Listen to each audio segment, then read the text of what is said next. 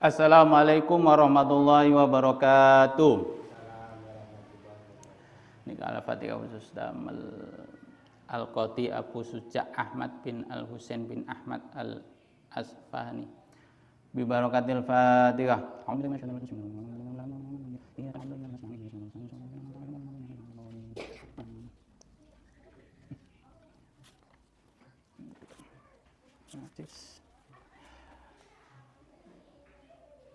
Bismillahirrahmanirrahim. Waqad qala al-musannifu rahimahullahu taala wa nafa'ana bi wa bi ulumi fid dharain. Amin amin ya rabbal alamin. Kemarin menjelaskan tentang wudu, tata caranya wudu. Nah, bagaimana kalau kita berwudu tetapi bagian anggota berwudu itu kena luka, ada luka. Misal di tangan misal. Nah, selama luka itu bisa kena air, ya kita tinggal dibasuh, tinggal kita alirkan dengan air, kita basuh dengan air. Kalau lukanya buka, yaitu berarti bagian yang terlihat itu harus terkena air. Tapi bagaimana kalau lukanya ini tidak bisa dikenai dengan air?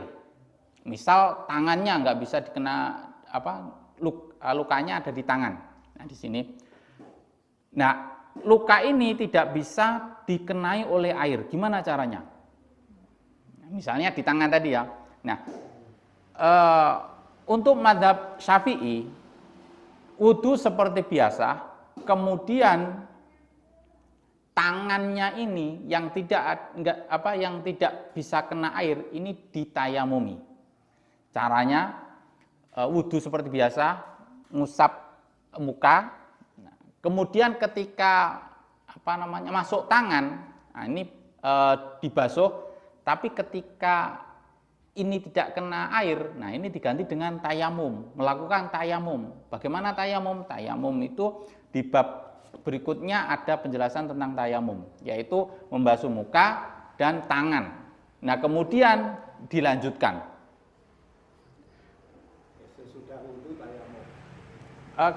Ketika mau membasuh tangan, nah itu tayamum. Bersamaan. Wudu dilaksanakan, tapi pas membasuh tangan yang jatuh itu ditayamumi. Iya, ditayamumi. Tapi yang jatuh apa seluruh tangan? Yang jatuh itu yang ditayamumi. Oh ya, jadi bersamaan. Iya. Nah, ini permasalahannya ini yang sulit ketika yang luka ada 2 atau 3 di tempat wudu, berarti kita tayamum 3 kali. Nah, itu permasalahannya di situ. Tempat luka itu. Iya. Nah, di wudhu biasa. Ketika sampai yang luka kita tayamum. Ya. Kalau ada 4 berarti tayamum yang 4 kali. Nah, ini sulitnya kalau kita kalau kita menggunakan mazhab Syafi'i. Terus Abuya itu pernah mengatakan Buya Yahya. Beliau dulunya kalau nggak salah mondok di Pasuruan. Itu dulu juga pernah sakit.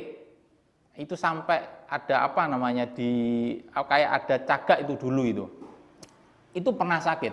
Nah, karena susahnya menggunakan Imam Syafi'i, beliau akhirnya intikal mazhab, pindah mazhab untuk mempermudah. Karena kata Buya Yahya itu sangat sulit ketika sakit menerapkan Imam Syafi'i. Jadi akhirnya beliau ganti mazhab Imam Malik kalau nggak salah. Kalau nggak Imam Hanafi, Imam Malik. Seingat saya Imam Malik. Nah, seperti itu. Ya, cari yang tidak menggampangkan tetapi jangan menyusahkan diri. Kita ketahui bahwa orang NU itu menggunakan 4 mazhab. Mazhab Syafi'i, Hanafi, Hambali, Maliki. Itu yang digunakan orang NU. Jadi kalau menurut mazhab Syafi'i itu ya harus ditayamumi. Berwudu dulu berwudu ketika sampai yang luka ditayamumi.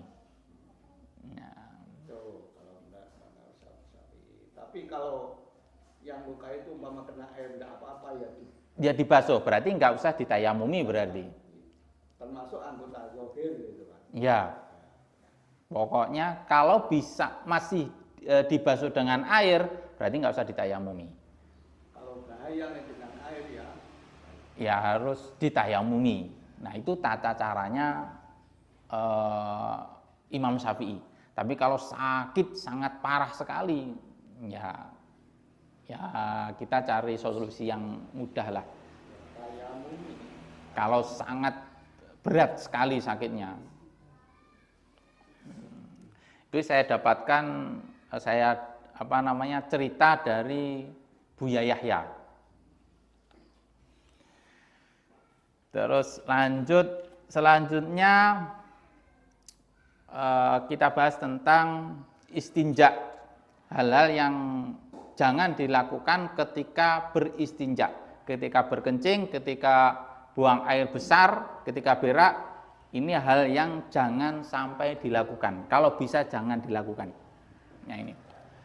Wa yajtanibu dan menjauhi siapa man istiqbalal kiblati, menghadap kiblat. Wa yajtanibu dan menjauhi siapa man istiqbalal kiblati, menghadap kiblat. Wastidbaroha dan membelakangi kiblat fis sahra'i, di tanah lapang. Jadi ketika kita kencing atau berak, jangan menghadap kiblat atau membelakangi kiblat kalau di tanah lapang. Kalau di sungai itu kan nggak ada pembatasnya. Kalau di laut, nah itu nggak ada pembatasnya. Jangan membelakangi atau menghadap kiblat. Wa yajtanibul baula, wa yajtanibu dan menjauhi siapa man al baula kepada kencing, wal wa'ito dan berak, fil ma'i di dalam air, ar-raqidi yang diam, yang tergenang. Yang kedua, jangan kencing atau berak di air yang tergenang, yang diam, air yang tidak mengalir, jangan berak di situ. Yang ketiga, wa tahta syajarati, di bawah pohon dan di bawah pohon al musmirati yang berbuah. Jangan kencing atau berak di bawah pohon yang berbuah. Yang keempat, wa fi thariqi dan di jalan. Jangan berak di jalan. Wadilli dan tempat berteduh. Nah, di tempat berteduh jangan berak atau kencing. Yang berikutnya wasuqbi dan lubang. Jangan mengkencingi lubang. Nanti ada lubang dikencingi, itu jangan, enggak boleh. Wala yatakallamu dan janganlah berbicara siapa man. Wala yatakallamu dan jangan berbicara siapa man. Alal bauli atas kencing, wal wa'iti dan berak. Jadi ketika kencing atau berak di WC itu jangan ngobrol, jangan berbicara. Biasanya kalau anak-anak teman-teman remaja itu bernyanyi di kamar mandi. Nah, itu kalau kencing sama berak itu jangan bernyanyi-nyanyi, itu selayaknya ditinggalkan. Wala yastaqbilu dan jangan menghadap siapa man asyamsa kepada matahari, wal qamara dan bulan.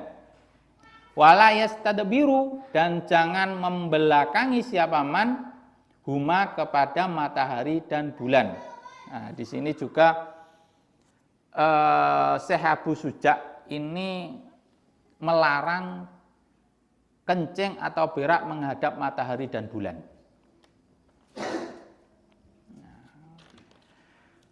Sekarang pasal berikutnya, faslun, adapun ini adalah pasal suci. Waladzi adapun perkara yang wudu yang merusak apa alladzi alwudu'a kepada wudu. Sesuatu yang merusak kepada wudu ialah sittatu asya, 6 perkara. Jadi ada 6 yang membatalkan wudu. Yang pertama, sesuatu atau perkara kharaja yang keluar minas sabila ini dari 2 jalan. Maksudnya jalan keluarnya kencing dan kotoran. Nah, itu jalan itu. Pokoknya sesuatu yang keluar dari 2 jalan itu wudunya batal. Walaupun itu bukan kencing, misal batu. Kita makan keleleken tertelan batu. Nah, kalau batu itu kan nggak bisa dicerna oleh usus, oleh asam lambung itu nggak bisa dicerna. Akhirnya keluar, mungkin keluarnya lewat waktu berak. Nah, atau keluar di bokong itu keluar. Nah, itu wudunya batal. Terus wan naumu, dan tidur ala ini hayatil mutamakkini, atas tidak menetapkan pantat. Nah, ketika tidur terlentang itu batal. Tapi kalau tidur tapi pantatnya menetap ke lantai itu enggak batal. Menetap bersila seperti ini, kita wiritan, ngantuk, tidur. Nah, Jumatan tertidur tapi pantatnya menetap ke lantai, nah itu tidak batal. Tapi perlu diingat, menetap tapi tiba-tiba kayak gini. Nah, itu sudah ada rongga di pantatnya, itu sudah ada longgar, itu batal. Kalau masih menetap ke lantai, nah itu enggak batal. Tapi kalau bergeser, nah itu sudah batal. Hati-hati ketika Jumatan tiba-tiba kayak gini. Nah, ini sudah pindah pantatnya, itu batal itu. Nah, kemudian yang nomor berapa ini? Wazawalul aqli, dan hilangnya akal.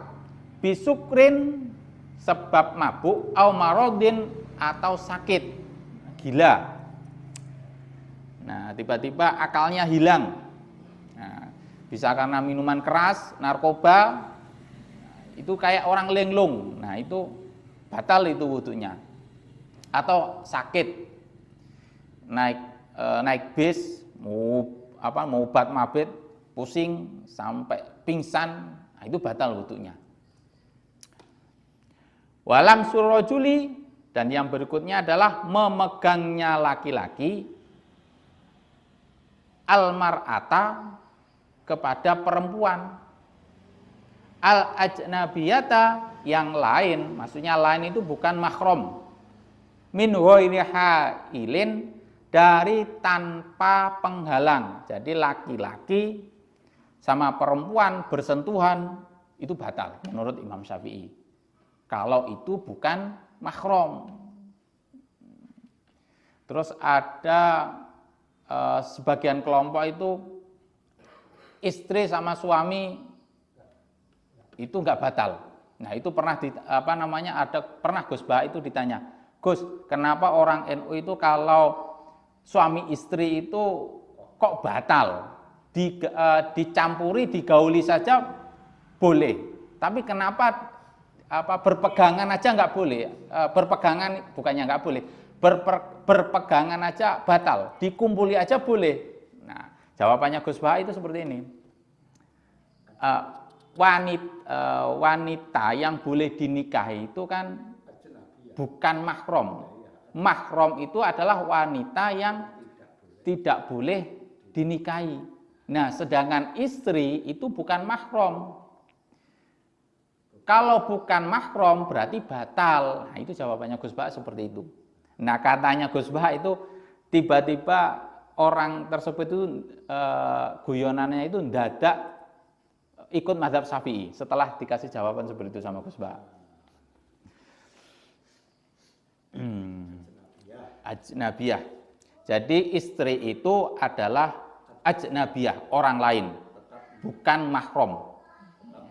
Jadi kalau kita bersentuhan dengan istri atau suami bersentuhan dengan istri itu batal. Wudunya batal.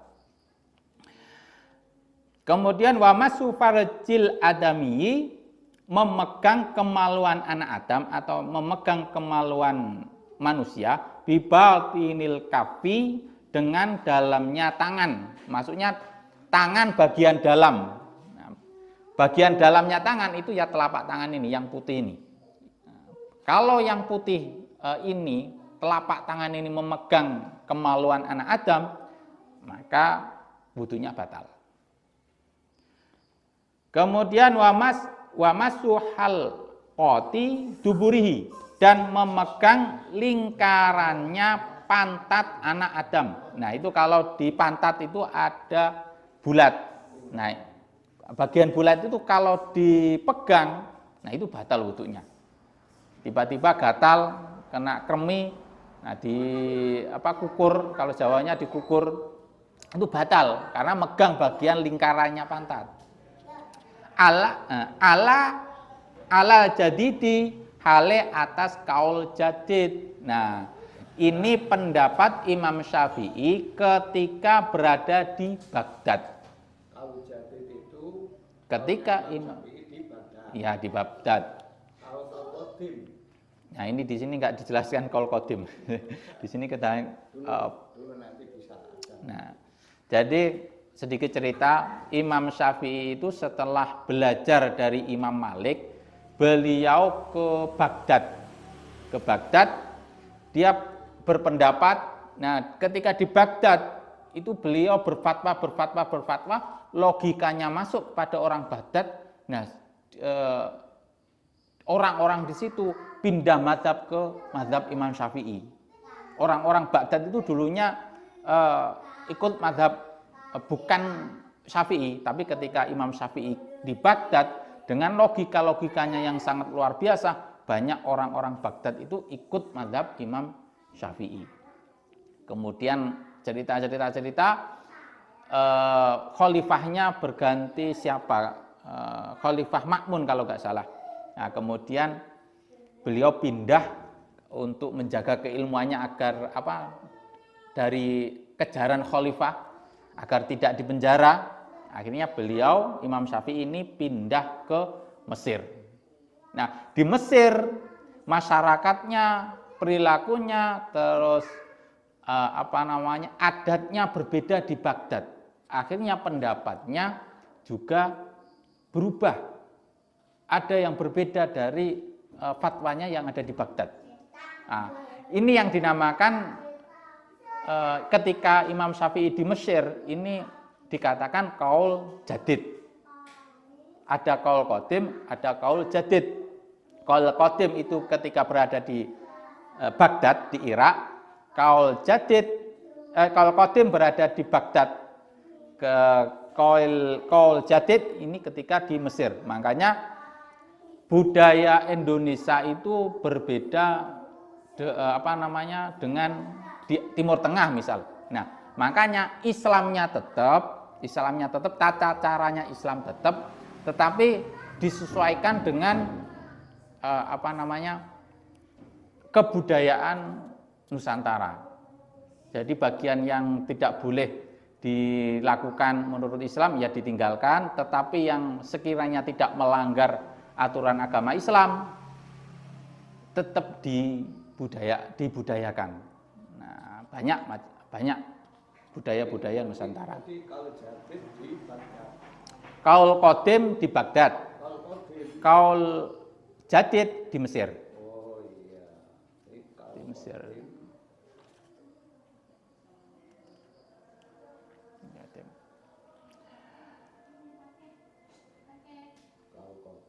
Kaul jadid. Punya beda. Imam Syafi'i orang Baghdad, orang Irak. Habis belajar dari Imam Malik ke Baghdad, ke Irak. Terus kaul qadim di Mesir. Kaul qadim itu di Baghdad. Di Jadid, ya Jadid di Baghdad. Kalau yang jadid, yang anyar itu di Baghdad. Kalau yang saya ketahui Qadim itu di Baghdad, Jadid itu kan yang Belum bodi. baru, itu di Mesir.